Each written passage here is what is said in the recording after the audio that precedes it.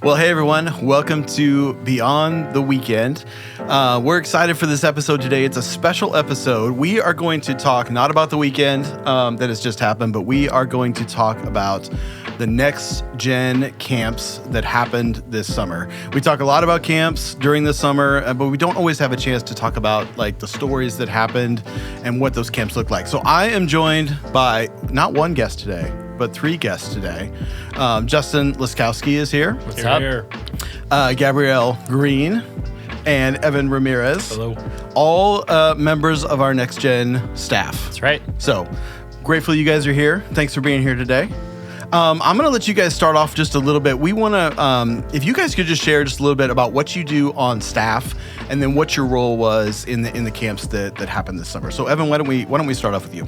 Yeah, I run the middle school ministry here at New Heights. There's a awesome team that does middle school ministry, and we run 2 camps in the summer. Club Mid, which is a day camp, if people didn't know. That happens kind of right after school gets out. And then we do an overnighter called Camp Getaway, first week of August. And we love it. We love getting to do middle school ministry here. We love getting to do camps. It's fun. So are you just an overachiever doing 2 camps? 2 camps is a lot. Justin, you know that they do 2 camps over here? I do. Yeah, he's just bored for the rest of the summer, you know? Yeah. We're going to do an Needs extra more camp. things to We do. might be the only church we know that does 2. I don't know of another. Have you thought about doing a third? No. It's just a late summer retreat. Just another hang. Yeah. One for every month, actually, is what we're going One for. for every June, month. July, August. Here's the thing. Middle schoolers get really bored and we got to entertain them. That's right. true. So, That's true. well, that is a lot. So It's fun. congratulations. Yeah, thank you. Gabrielle, how about you? I'm the student ministry groups director, but this summer I was the kids camp director, as well as some student camp roles. Great. She also spoke at our middle school camp. She was our camp speaker. Yes. Gabrielle Camp was Getaway. literally everywhere this She summer. was busy. I did Yeah. do a lot of camps. Yeah. Yeah. That's great. Justin, how about you? Yeah, I'm our high school pastor, and then I get to help lead the student ministry team. So I was leading Blacklake, our high school summer camp, and then I got to be a coach at Camp Getaway, our middle school camp. So a lot less responsibility there, still hanging out, having fun. Yeah. And we do have one more camp coming up still this summer. We have our young adults camp that's happening, but we're just mostly going to be talking about the ones that have happened already. I'm sure you guys are a little bit tired. Are you feeling rested right now? I don't know when did the last camp get done with? 2 weeks ago. 2 weeks ago? Yep, Okay. yep. You guys feeling good? Recovered. Ready to bring the Back in energy action. today? Oh, yeah. Back in action. Okay, good. So Evan and Gabrielle, you guys grew up at New Heights, and you grew up going to camp at New Heights, correct? What was that like? What was that like for you guys? Gabrielle, you tell No, me. you should start. Evan. No, Gabrielle, you should definitely start because I know what you're going to say. You should start. I didn't love camp always growing up. My mom works here, so I grew up being a part of New Heights and doing a lot of kids camp. I don't think I've missed a kids camp since I was a kids camp attender, which is a fun thing. But in student ministry, I was a little less connected to people at church.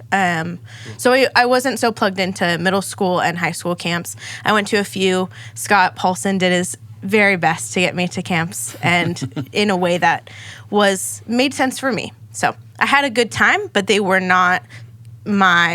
everything. I've much more benefited from camps as an adult than as an actual attender.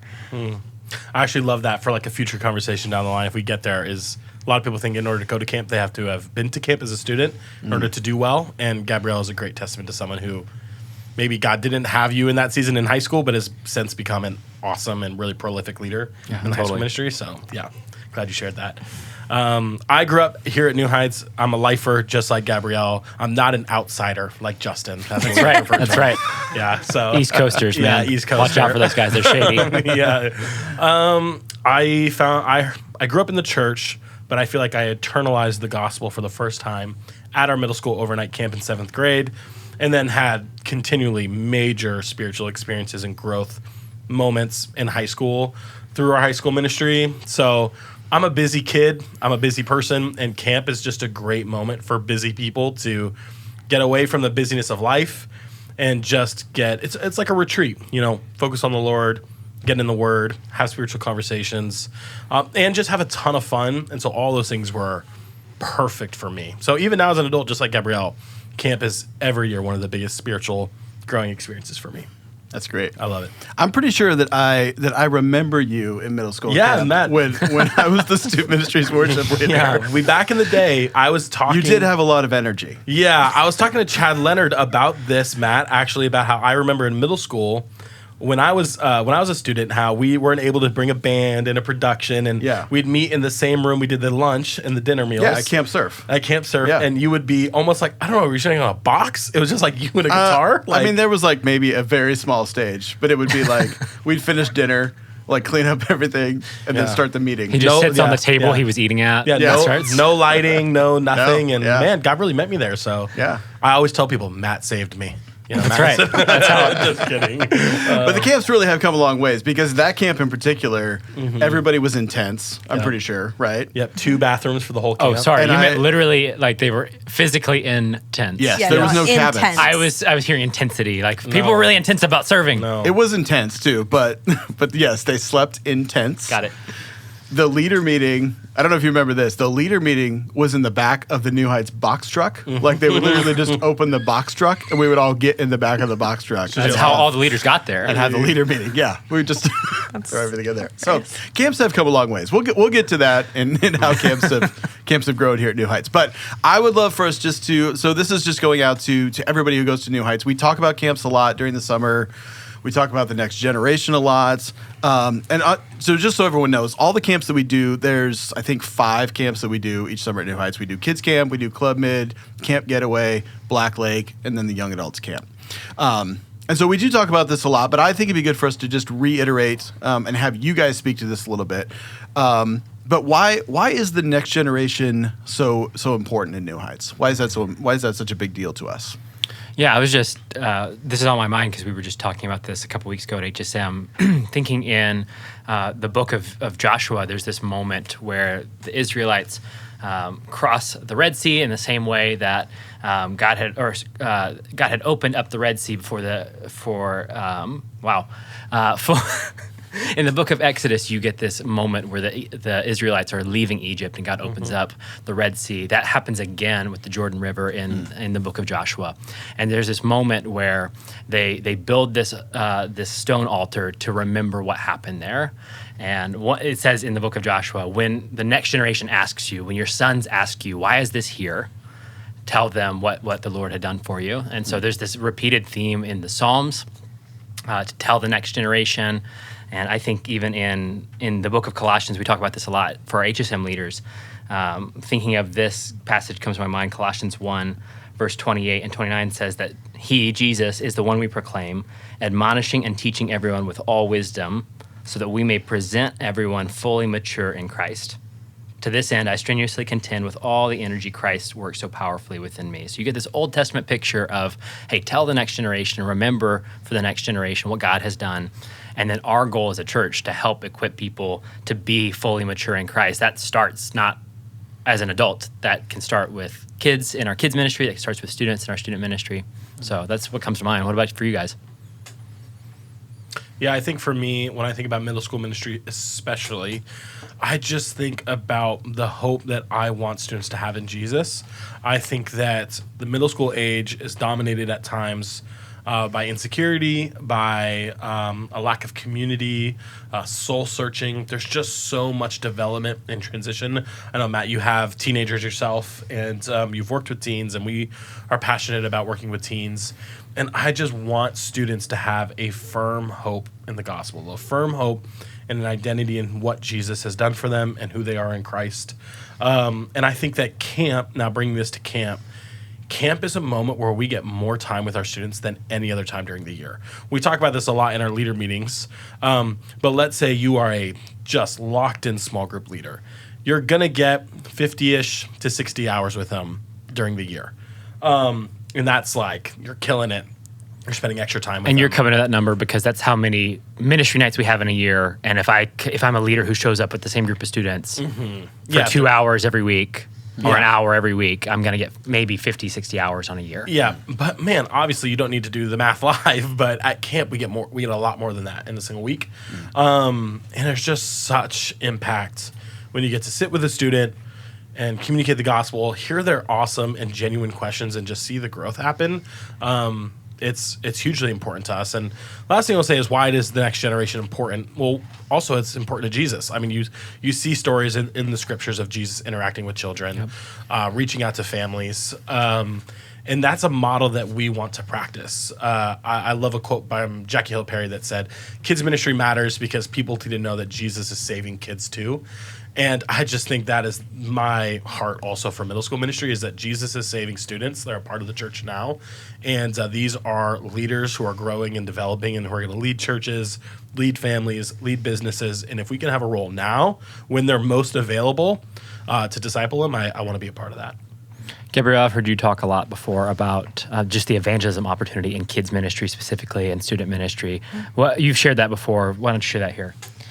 Well, I think just generally the window of 4 to 14 for kids is one of the most spiritual formative times of their life. And so we want to optimize, we want to connect with kids where they're at in that time of like asking questions and exploring things and transitioning from I just do and say everything that my parents believe to, I have questions about this, or I might think differently than this, or I interact with people at school who have different opinions. And kids, from a kids ministry perspective specifically, we want kids to have an experience, have opportunities to interact with other Christians in the church and have things like camp that are fun, so that their connection to church, their memory of church, allows them less barriers to interacting with Christ, so that they say, these people here, they know me, they want to interact with me, they have fun with me.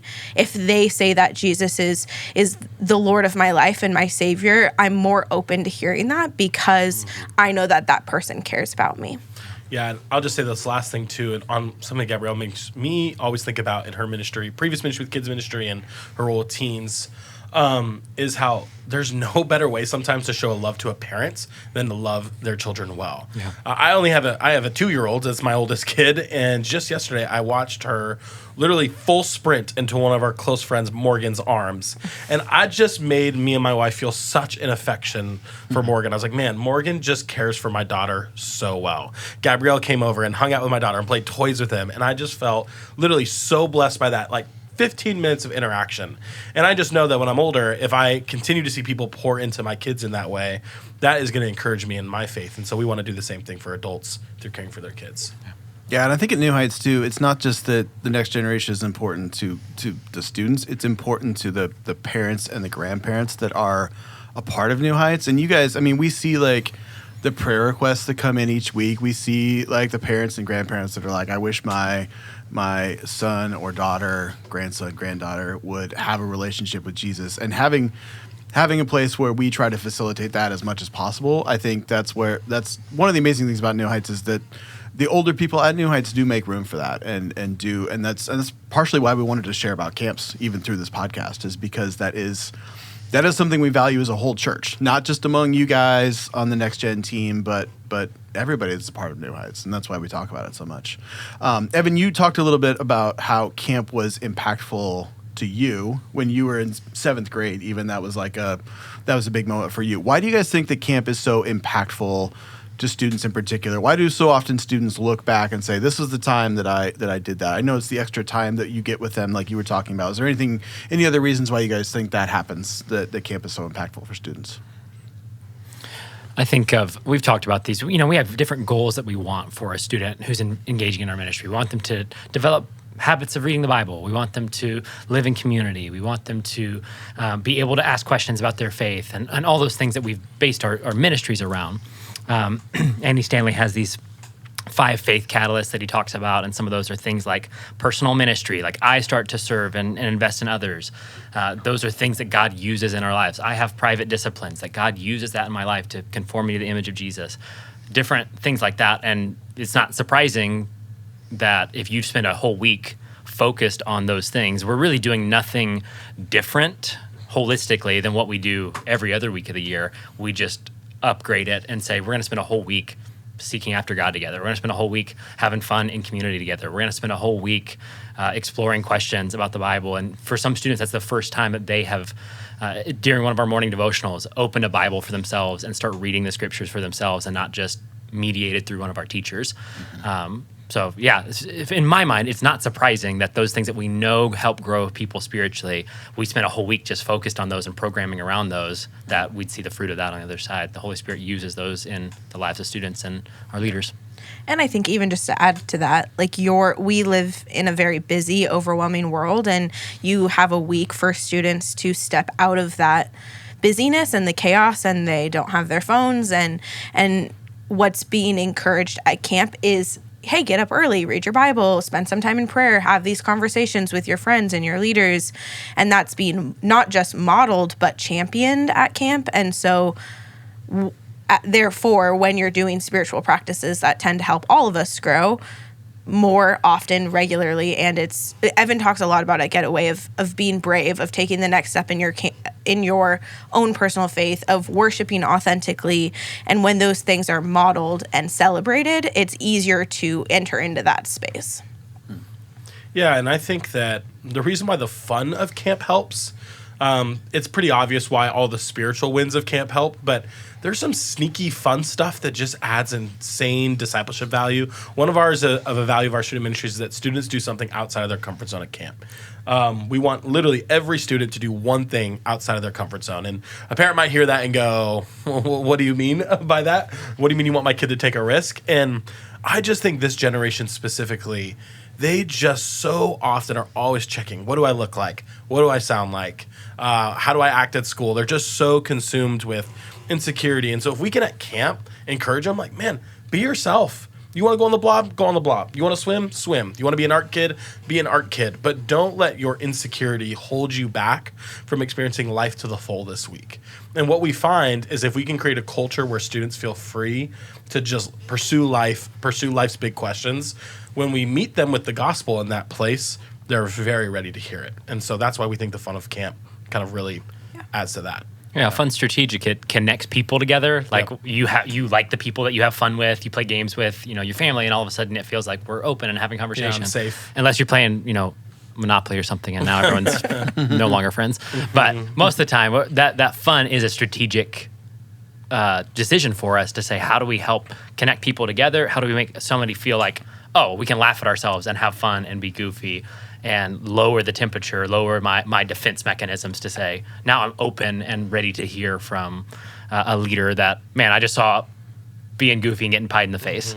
I had a middle school girl, 6th grade girl, come up to the end of camp, point at a female staff member on our team and say, that person, she taught me how to swim and she told me about Jesus this week. And that student's getting baptized. And I just love that part of student ministries. Yeah. And I just thought that was a huge win. Yeah, that's really cool.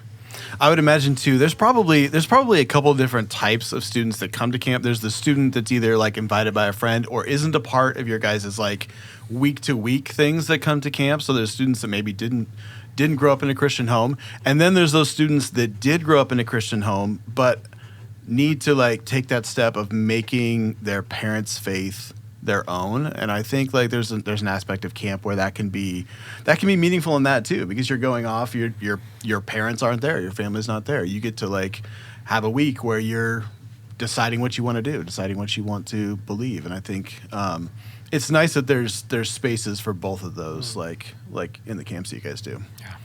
I've actually never thought of free time as being an opportunity for kids to learn, like, oh, this is a time during the week where I get to decide what to do. Similarly, this is a week where I get to decide what I believe. That's an interesting.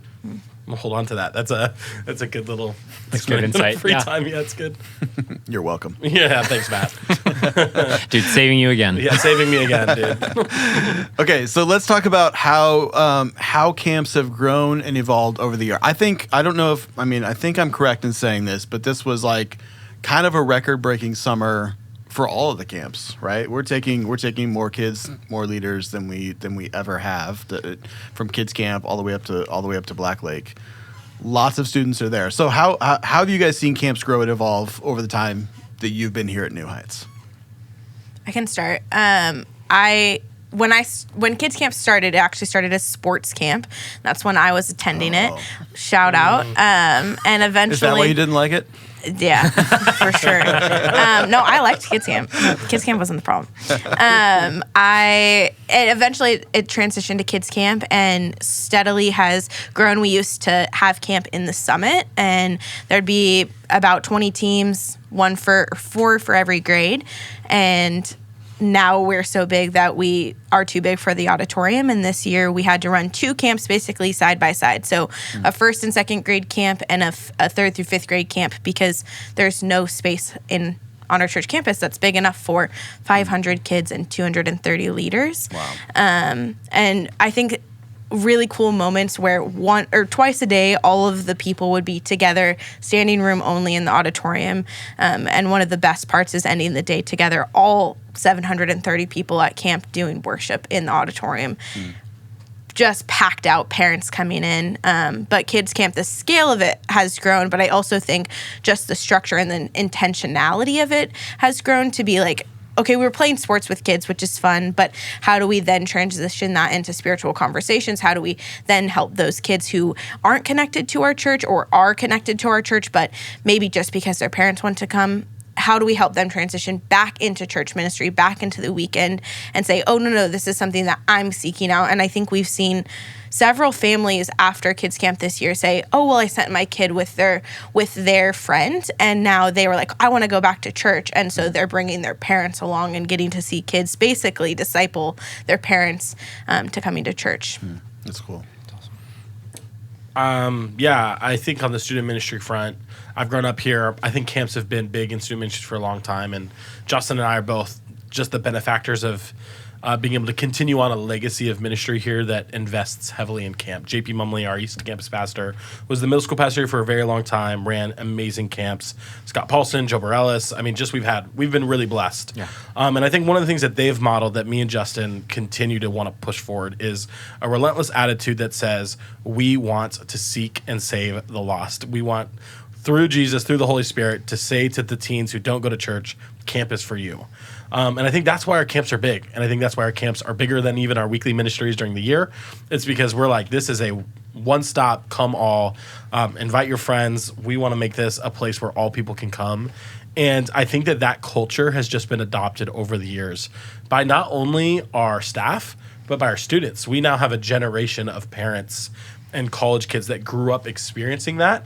And so now they are also relentless at saying, invite your friends, invite your parents, invite your students. And I just feel like I am blessed to be a part of that wave as it continues to grow. That's cool. Okay, so how many volunteers, I'm curious how many volunteers it takes to make camps happen. Gabrielle, you alluded to this a little bit with Kids Camp, but like overall, how many volunteers are you guys using over the course of the summer? Yeah, Black Lake, we took 127 adults, and so that's a mix of, there's a few staff in that number, but the vast majority of that, take out 10 maybe for 10, 15 for staff. You've got the vast majority that are adult leaders who, many of them are giving up a week of vacation, their PTO, to be at camp and invest in the next generation. So yeah, it's a lot, and that's everything. At Black Lake in specific, that's primarily that's cabin leaders, and so we have 2 cabin leaders for every cabin, which just allows us to have a span of care that we wouldn't be able to otherwise. But that's also roles like we have coaches that are overseeing those cabin leaders. You have that many small groups, that many cabins happening across your camp. I can't keep track of all those. We have to find ways to make those teams smaller and give them more touch points. That's boat drivers at Black Lake. That's nursing teams. That's security teams, safety teams that are helping make sure students are safe and everyone's able to have a good time. So what's different for either Club Med or for Getaway? For Getaway, there's no boat drivers at Getaway, but other than that, it's the exact same. It's cabin leaders, coaches. We bring well over 100 staff, or not staff, leaders, volunteers. And yeah, it just takes an army, and we often say we're okay with a 1-to-1 ratio. That's something we say, just because we think that a caring and safe adult can have huge impact in the life of students. So as many as we can bring, if it fits and we can find a bed for them. I mean, we were putting leaders on air mattresses. We had people coming in tents, campers. If you're a safe and caring adult and we can find a spot for you, we'll take you. And I think that doesn't even include those numbers. I don't know as much about the student min camps, but especially for kids camp, the volunteers who are helping us prepare for camp who might not necessarily be able to serve at camp, but for kids camp, they're cutting out crafts, they're prepping rec games, they're getting things set up. We have a whole team come help us set up Sunday before camp between all the various Sunday ministries and just pulling out pipe and drape. And Peter Miller built us a 20-foot boat for our stage this year. And those sick. kinds of, it was pretty cool. It was awesome. But those kinds of things, that 230 at kids camp doesn't even touch all of the people and the hands. People that are helping with other stuff too. Yeah. Okay, so I think it'd be helpful for those who haven't had a chance to be a leader, don't have a kid at camp. What do those camps look like actually? Like, what does a typical day look like at camp? And maybe Evan, you can talk about the difference between Club Mid and Getaway. What those look like on a typical day. Yeah, sure. So Club Mid is a day camp. It's a conference type feel. Students show up at 10 a.m. We have leader meetings before that. So if you ever want to lead, you get here sometimes like 7 or 8 a.m., but we feed you, so it's okay. Students show up at 10 a.m., and the first half of the day is basically a worship service, camp style. There's games, there's skits. We do a lot of really cool concert-style openers with video and lighting, and we try to make it really fun. But the whole first half of the day is teaching and worship and breakout groups. And then the second half of the day is activities. And so students just get to go crazy doing laser tag and rec games and water rec, and that's how we do Club Mid. Camp Getaway starts early. Students wake up. What's cool about Getaway is they can do early morning kayaking or paddleboarding or canoeing. This last year, we were doing our leader meeting, which is on the waterfront. So we were doing our leader meeting. We had some students kayak like across the lake to find our leader meeting, and we're like going woo, like right behind us. And so yeah, then there's meals and breakfast, but we do 2 chapels a day. There's rec games, big team competitions, but between lunch and dinner, which is really the bulk of camp, we do free time. And that's the time where adults and leaders and staff are hanging out with students, swimming, playing games, having spiritual conversations. And so when you're at camp, your day just really feels like I'm eating meals with my friends, I'm going to 2 church services, and then I have a ton of free time to swim and connect and hang out. What would you change? I've heard you say before, Evan, that one of your goals is that it feels like a vacation with your friends. Yeah, totally. I'm spending all week hanging out with my friends, and there's spiritual content that I'm also engaging with while I'm there. Yeah, that's awesome. Black Lake is very similar to Getaway. We're at the campground. There's a morning session in the morning, a morning chapel where we're doing worship and teaching, and usually somebody's maybe sharing a testimony or something like that in the morning. And then the bulk of the day is free time. And so students are at Black Lake. They are in sports tournaments, or they're doing crafts. Or the big draw for a lot of Black Lake is the tubing and boating that happens. And so we have families from New Heights that bring up their family boat and do tubing on the lake there. And so that's a big hit for students. But again, the same thing. They're just having fun and enjoying the camp. And then we do a night session, night chapel, where we're usually teaching through a series that we have for camps there. Kids camp's a little different. Obviously, it's from 9 to noon, which doesn't feel like a lot of time when you say that, but it's jam-packed full of worship. Every team plays 2 rec games throughout the day.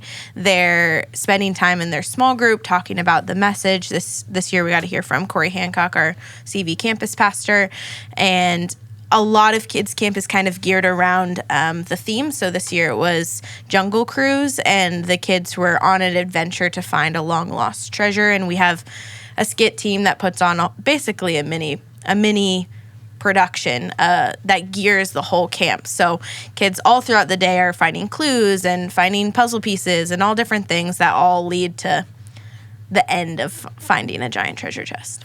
Well, that sounds pretty fun.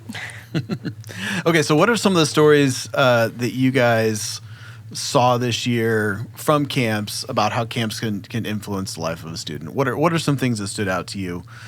You mentioned the student that got taught to swim and learned about Jesus. Mm-hmm. I'm sure you guys have lots of those kind of stories. You want to share a couple of those?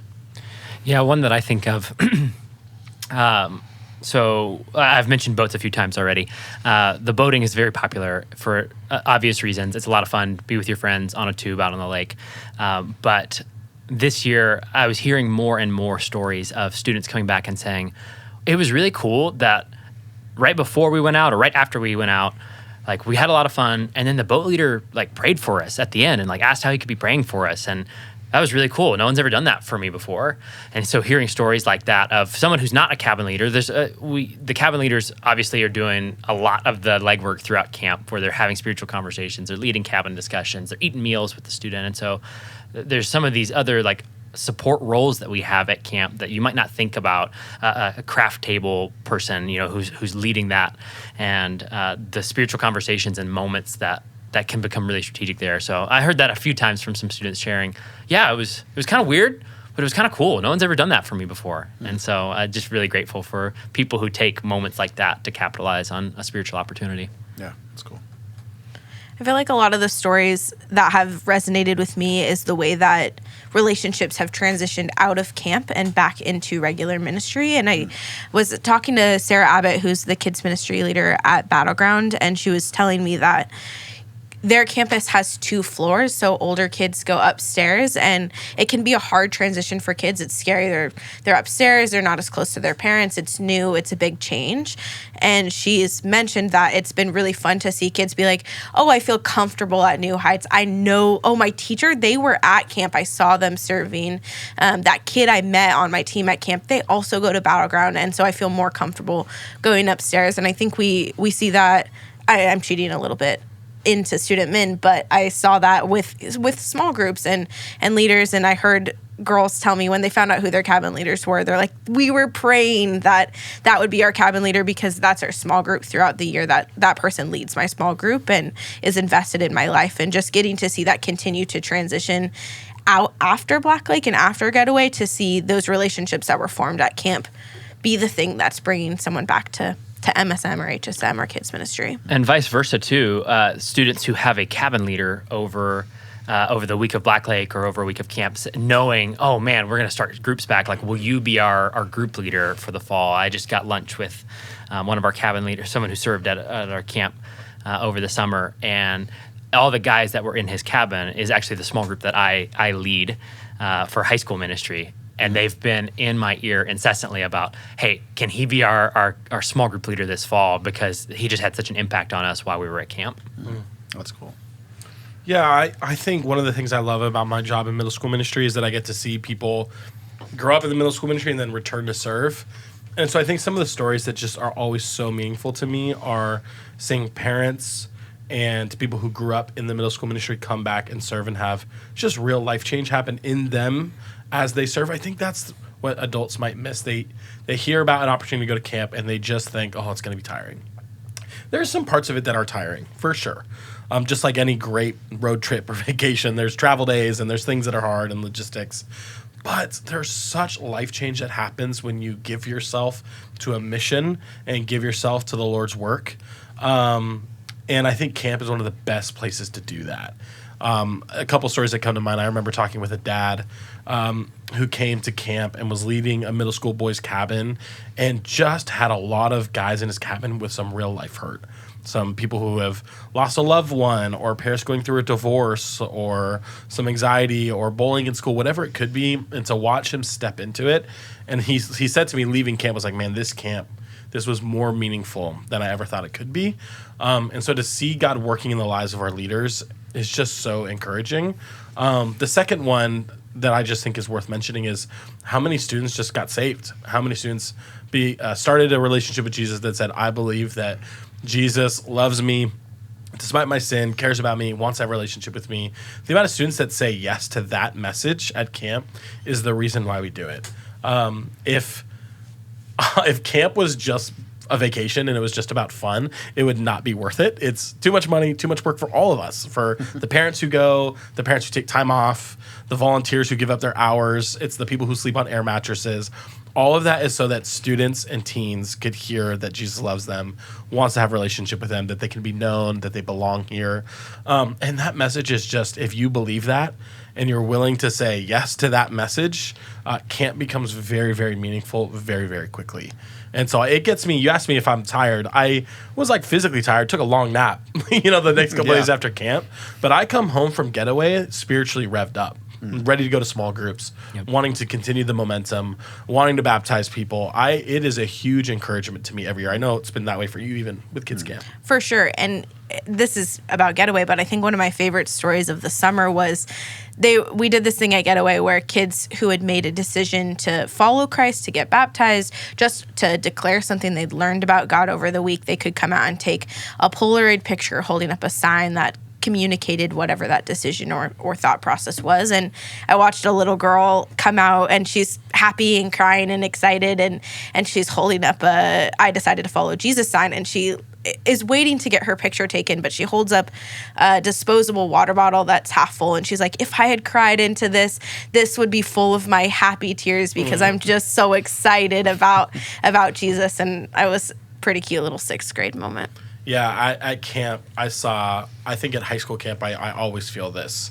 Watching young men who often the world makes very callous be softened by the gospel, and watching them serve and experience God's joy is one of the most emotional things for me every year. Watching high school guys specifically, I just have a heart for that age range, seeing them serve, seeing them grow, watching a junior or a senior guy just be softened towards people. Is just such a reward. That's why I love that Justin not only leads the high school camp, but then comes to middle school camp and sees his students serve. It's powerful. Serving is obviously powerful. That's why we all love what we do. That we get to serve for a living is such a blessing. And I love that about our camps. Yeah, I think we talk a lot about how camps impact students, but obviously, as you guys are sharing, it impacts leaders a ton too. It even impacts you guys. You guys are energized by what goes on at camps, and that's a really cool thing. So let's talk about next year. I think when you guys start planning camps for next year, or what are some of the challenges you face this year, even looking towards next year? What does that process look like as you think about camps for next year? I know you probably don't want to talk about camps next year, but that's good. But it's coming. This is a big topic right now. The countdown, and maybe we can't spill that right now. No, there's some secrets that we can't spill yet. That's fine. That's fine. Yeah, I think. But you guys are thinking about that already. We hit the ground, and we're pretty quickly going into some debrief meetings, saying, okay, what did we learn this year? What's working? What's not working? And that's even just what Evan said a minute ago. If we stopped seeing fruit in camps, we would change. We would just not do them anymore. We'd pivot. We spend so much time and resources in this because we believe in it and we see how the Lord's working in it. And so I think pretty much right after camps, we're debriefing some things that might get like shelved for a month or two. But I know I was just looking at, when I saw these questions ahead of time, I was just looking at some of my notes from last year. And I think I started proper geared up planning in October. So, maybe we'll get September off. We'll take a little nap in September. Yeah, I would say on the creative side, I think 12 months a year. Yeah. Literally at MSM last Sunday, this is when I start asking students, if you could do my job, this is always ask it, if you could do my job, this is such a good question. What would you do at Getaway? Open box, no budget problems. There's definitely budget problems, but open sandbox. Money is no object. Money is no object, 13-year-old. What would you do? They always give me the craziest answers. And then I tell them, like, what would you theme it? What would you want to change? And so we're having those conversations now. And yeah, we're excited about 2025. There are maybe some big things in the works that hopefully we'll get to announce in the near future, but we're excited. I don't know, Gabrielle, what do you think? Yeah, I think kids is in the same boat. The camp directors planning, thinking all year long about what's our theme going to be? How are we going to accomplish this? What changes do we want to make? How do we want to reach kids in a new way?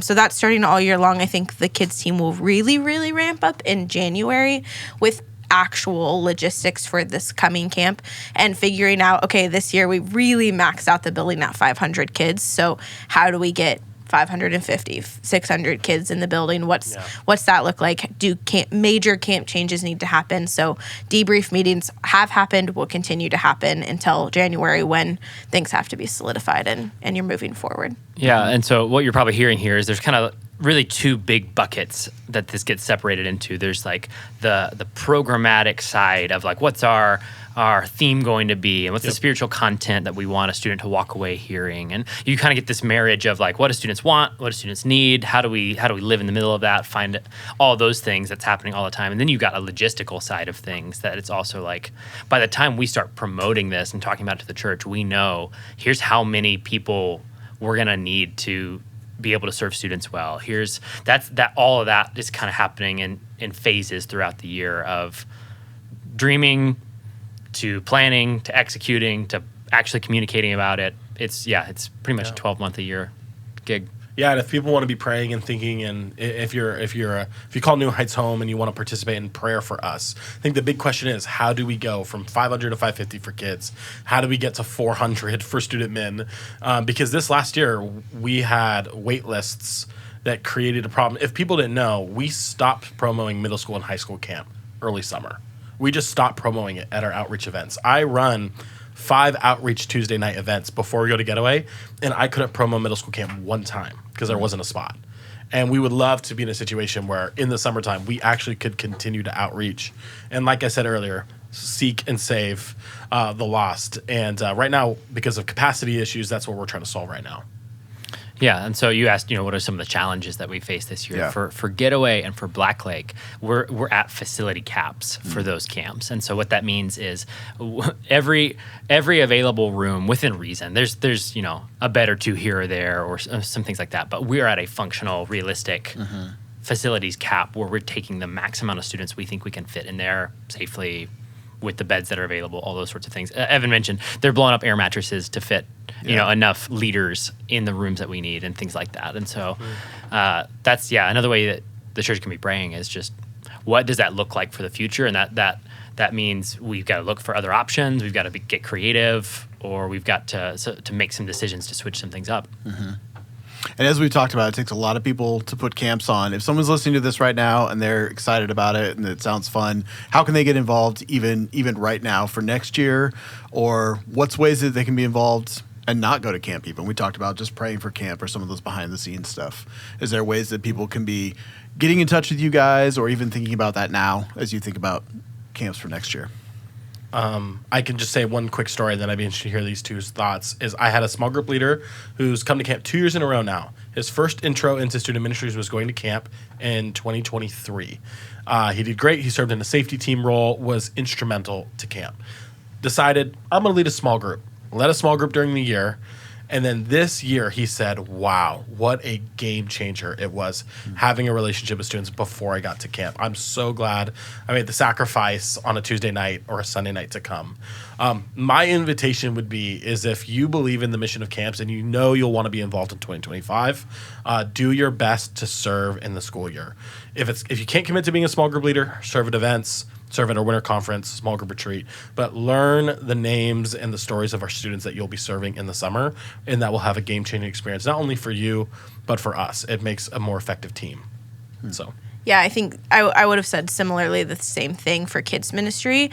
It's a different level of commitment to serving kids ministry, but countless stories of kids walking into the auditorium at camp and saying, oh, it's so-and-so, they're my teacher at kids ministry, or I see them at kids ministry because they check me in, or so it's a familiar face, and just the relationship starts off already there, which opens the door for things to happen at camp. And then I think also for the kids team, there's consistently roles throughout the year of help us prep curriculum, help us do events. We just had sprinkler day here at CV, so doing those kinds of things. And there was volunteers here all morning getting sprinklers set up and running hoses and things like that. There are so many behind what we would say is behind the scenes roles that really are critical to the way that camp and church ministry, Sunday ministry happens all year long. Yeah, and obviously we're talking about camps in this podcast, but really camps is 1 week of the year for Evidence 2. But for the rest of us, it's 1 week out of our year. There's 51 weeks of ministry that actually, in some ways, matter more than what happens at camp. Camp's a great launch pad for our ministry year, but it's not the finish line.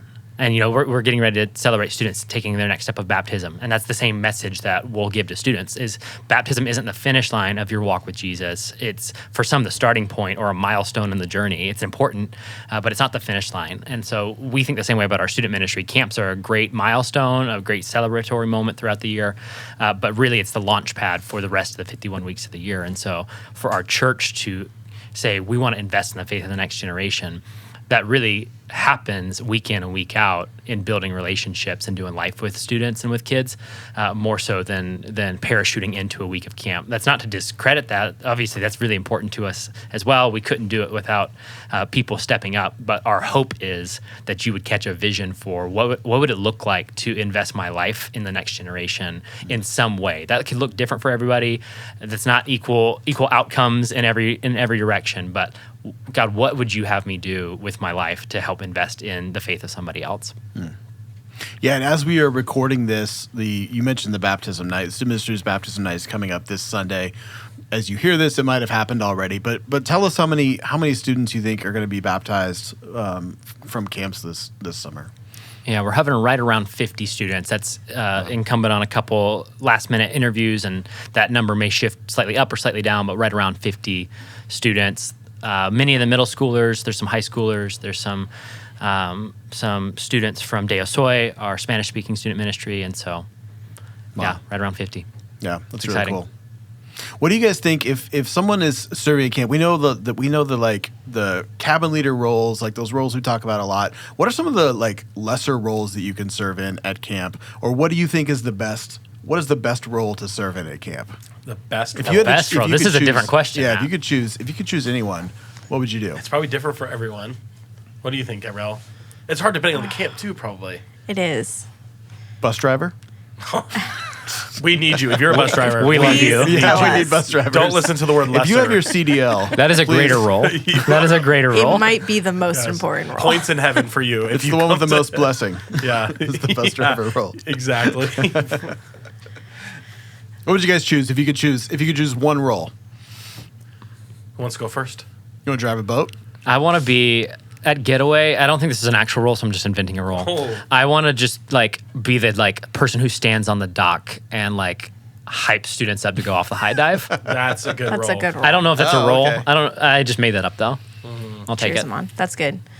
This is a real role, so I'll pick one that actually happens. My favorite thing to do at camp is be on stage at kids camp. It is so funny, and they're adorable, and they're so invested, and they want to tell you every solution to the problem that you've created on stage, which you already created also a solution to, but they're adorable. I love that. I love that if you put us three in a room, like in a survey with people, and they asked the crowd, which of these three people would say a stage role for their most favorite role? There's no chance people would say Gabrielle, because I know I'm not saying a stage role. Would you say stage role? I mean, I like what I do, but like if I could choose anything, like if I'm just hanging out at camp and high-fiving students, I'd much rather do that. I would not say a But stage that's role. what Skit Team gets to do. They just get to hang out with 600 students That's all true. at one Yeah, time. That's true. I would say this is going to be a surprise to people. Yeah. Let me explain. I think a 6th grade boys cabin leader is Tell me the about best this. role in student ministry. That's your Tell me about dream this. role? No, I think it's the easiest and best experience Okay. for All a right. person coming to camp. Let Okay. me tell you why. 6th graders, we love you. If you're listening to this and you're in 6th grade, you get a bad rap sometimes, but not with us. We love that you come. Big fans. Big fans of the 6th grade crew. 6th grade cabins usually go to bed on time.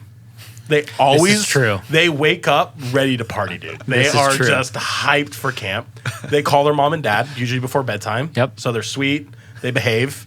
They love all the meals. Okay, they're not going to complain about a single thing. Wow. And you just get to party all week with the 6th grade crew. Good attitudes. It's a great observation. You know what I Honestly, mean? it's I'm not sold. untrue. I led sold 6th it. grade girls last year, and it was the best thing. They were Yes. so happy. We read a story every night before we went to bed, a Bible telling story. It was incredible. I loved it. Yeah. So I would say a cabin Everyone leader. brought a stuffy with them? Oh, 100%. And they're clean. They're like, no, we need to put our clothes away. Yeah. I just think cabin leading is. If I could literally delegate every part of my role away for a week, I can't wait for the day where I get to come back to Black Lake as a cabin leader. I will live for it. I love cabin leading, so I think it's so fun. That's why I love serving at Getaway is because it's funny when you get into student ministry. Most people who get into student ministry because they love hanging out with students and investing in them. And the irony is you get so much into, especially a church of our size, a ministry of our size, you get so much into like managing a ministry, which is important, and all of those things, we need that. But you start to get further and further away from like doing life with students, Yep. which is why you really wanted to do this in the first place. So I love going to Getaway and just being a cabin leader.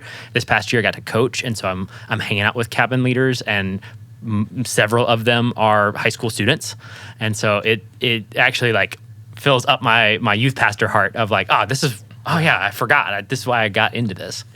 Yep. I will say that's actually like one of the things that even we would say our interns and developmental people struggle with as they get further and further into ministry. They feel like they're starting to get more detached. And so grounding yourself, and that's why we lead a small group, for example. Even though I lead the middle school ministry, we all are passionate enough about students and said, we're going to lead a small group because we value the boots on the ground, hanging out with students, reaching out to people. So I love that at camp. Yeah, and you guys all have your own like individual roles at camps, but there's a lot of overlap. Like Justin, you mentioned you went to Getaway. Certainly. You guys grew up at camps. I would like to know which of you guys has the best camp T-shirt collection. Do you keep all of your camp T-shirts? Because there's a lot. I mean, you probably accumulated 4 or 5 just this summer, right? Yeah. I feel like I have the last few years. We've done better at designing them. There's some ugly, Matt, there's some ugly shirts. I don't keep them. Who designed the ugly shirt? Do you just want to name them on the JP. Just kidding. So we're talking old shirts. Yeah, if you're asking me like, do I have my shirts? One, they wouldn't fit me from middle school and high school, so I haven't kept them. I think Matt Edmonds has a gigantic collection of I camp believe T-shirts. that. So does JP. I think he has all of them. That's impressive. Yeah. I think Scott. Scott. It's Scott. The answer is Scott. Yeah, the answer is Scott. Former high school Yeah. pastor, for people who didn't know. Yeah, none of you guys are wearing camp T-shirts right now. I'm kind of. We should have been. You should have told us. What is your all-time favorite camp shirt or sweatshirt? Oh, that's a good That's one. a good question. Kids Camp sometimes has some nice merch. Kids Camp does have nice Thank merch. you. Kids Camp just has nice stuff. I like Be a that leader this at year. Kids Camp. This year, the Club Mid, the Yeehaw. Yeehaw. I had somebody. I was wearing it. I don't remember where I was, but like at like Winco or something. Somebody's like, "Where did you get that shirt? Can I buy that?" It's hilarious. I don't think so. Yeah, that's hilarious. Can you buy it right now? Yeah, do you want this one? Okay. I would say my favorite That's Winco camp, for you. Yeah, my favorite camp shirt, I really liked the Getaway shirt last year. I see that shirt a lot. And then I liked the Black Lake shirt this year. I like black shirts. Yep. You know what I mean? But yeah, it's good. I'll give a throwback. I should have said this earlier. I did go to one middle school camp. I went to Camp Surf one time, and the poster hangs up at Club Mid every year, and it's like this orange, pink, and red surfer silhouette, and I have that shirt in a quilt that my grandma made me. Yeah. And I don't wear it, but I do have it. That's Okay. nice. What is Camp Surf? It's at the beach in tents. Amazing. Actually, yeah, a lot of churches still go there. It's actually awesome. yeah. Dunes. Shout out Dunes Bible Camp. If you're listening, we love Dunes. A lot of churches. Oh, in I our didn't go area. to Dunes, but yeah. Okay, yeah, you went even pre-Dunes at pre-Dunes. it was like in the Tillamook area, Yeah, right? sure. Yeah, but Dunes, a lot of churches in our area go to Dunes. Imago Day, Crossroads, Vancouver Church. For anybody who's Dunes is come to awesome. been here at New Heights as long as I have, like 4 years or less, there's just like a lot of camp history that we just don't know and don't have. Yeah, totally. Oh, yeah. Yeah. We've been everywhere. It's a There's legacy. a lot of camp history. Camp Canada, Camp California, Camp Coeur d'Alene. We need a whole nother podcast Riverview. episode to This talk is about these. another podcast episode. This is the most like insider conversation. the ever. history of camps, and 5 people will listen to that. That's right. Scott Paulson will be one of them. Scott Buzz will be like, yes, finally. And so many people are like, I Who's got the Scott? shirts. Yeah. Okay, so we've talked a lot about camps. I'm going to ask you guys one more question as we go from here. You guys talked about camp is 1 week during the year. Lots of ministry happens all the rest of the weeks of the year. What are you guys looking forward to as you head into this fall for your various ministries? Gabrielle, you lead the charge on probably what me and Justin are going to say. I'm really, really excited for small groups to start. I think, obviously, that's my thing, but it's the best part of the year to me. I got to sit or be a part of a small group all year last year for the most part, and it was every Sunday night. I was like, yep, get to go to HSM, get to hang out with those girls, get to ask how their week was, all of those things, get to baptize 2 of them this weekend. It's just exciting. Small groups are the best, so I'm really excited for small groups. Yeah. Best part of my week every week is small group. Every single week, it's not only leading a small group personally, but it's helping other people lead a small group. I think small groups are the most important thing we do at MSM. It's the thing I'm most passionate about. We're hoping to have 20 groups in the middle school range. Yep. I'm sorry, what number are you at for high school? What's your goal? Right around 20. Yep. So that means that realistically, we need over 100 small group leaders because we have 2 to 3 leaders per group. Yep. And so if you want to join in the mission with us, we'd love it because it is so fun. Yeah, that's great. Well, thanks for being here today, guys. you all work really hard over the course of the summer doing a lot of things. So we appreciate all you guys do. If you're listening to this, be praying for our student ministries, our next gen team as they head into fall. Be thinking about how you can be involved next year. It's a really unique and cool thing that we do each summer, and just grateful to all of you guys for doing that. So, okay, and I think that's it. Thank you for being here. We will see you next time.